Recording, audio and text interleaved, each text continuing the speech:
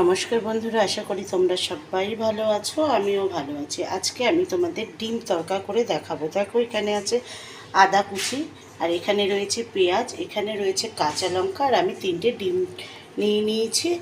আর এখানে রয়েছে তড়কা। দেখো, তড়কাগুলোকে আমি সিদ্ধ করে রেখেছি আগে থেকে। আজকে কিন্তু আমি তোমাদের তড়কা করে দেখাবো। দেখো, ডিমের ঝুড়িগুলো আমি করে নিলাম। 3টে ডিমের ঝুড়ি করে নিয়েছি। তেলটা গরম হয়েছে, আমি নুন দিয়ে দিয়েছি, দিয়ে ডিমের ঝুড়িটা রেডি করে রাখলাম। আমি যে পেঁয়াজ, আদা, রসুন আর লঙ্কা কেটে রেখেছি সেগুলো দিয়ে দিলাম তেলের মধ্যে। দেখো, তেলের মধ্যে আমি দিয়ে দিলাম। আর রান্না করতে করতে আমি বাকি মশলাগুলো তোমাদের দেখিয়ে দেবো। দেখো, নুন দিয়ে দিলাম। আমি কিন্তু তরকাটা সেদ্ধ করার সময় নুন ব্যবহার করেছি, সেই কারণে আমি নুনটা অল্পই দিলাম।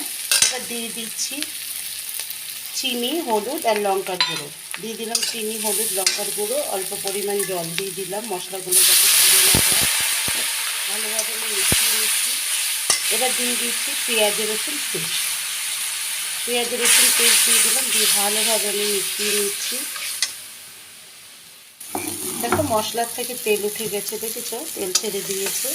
এবার যে তরকাটা আমি নুন দিয়ে সিদ্ধ করে রেখেছিলাম সেই তরকাটাও আমি দিয়ে দিচ্ছি। দেখো, তরকাটা দিয়ে দিলাম, দিয়ে ভালোভাবে আমি মশলার সঙ্গে মিশিয়ে নিচ্ছি। আমি কিন্তু আজ তোমাদের ডিম দিয়ে তরকা করে দেখাচ্ছি। আমি যেভাবে করছি তোমরা ওইভাবে করো, করে কমেন্টস বক্সে কমেন্টস করতে ভুলবে না। দেখো, ভালোভাবে মিশিয়ে নিলাম। দেখো, এবার ডিমগুলো আমি দিয়ে দিচ্ছি। ডিমের ঝুড়িটা দিয়ে ভালোভাবে আমি মিশিয়ে নিলাম তরকার সঙ্গে। এবার দিয়ে দেবো তড়কা মশলা। দেখো, তড়কা মশলাও আমি দিয়ে দিচ্ছি তড়কা মশলা। পড়ছে না, দেখো, তড়কা মশলাটাও আমি দিয়ে দিলাম, দিয়ে ভালোভাবে আমি মিশিয়ে নিচ্ছি। আমি যেভাবে আজকে তড়কা করলাম তোমরাও এইভাবে করো, করে কমেন্টস বক্সে কমেন্টস করতে একদম ভুলবে না।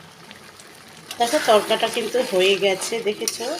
খুব সুন্দর একটা গন্ধ বেরিয়েছে। তোমরা ধনেপাতা ব্যবহার করো। আমার যেহেতু ধনেপাতা নেই সেই কারণে ধনেপাতা আমি দিলাম না। গ্যাসটা অফ করে দিলাম, ঠান্ডা হলে পরিবেশন করে দেখাচ্ছি। দেখো, পরিবেশন করে নিয়েছি, দেখেছো? এখনকার মতন আসি, নমস্কার, সবাই ভালো থেকো।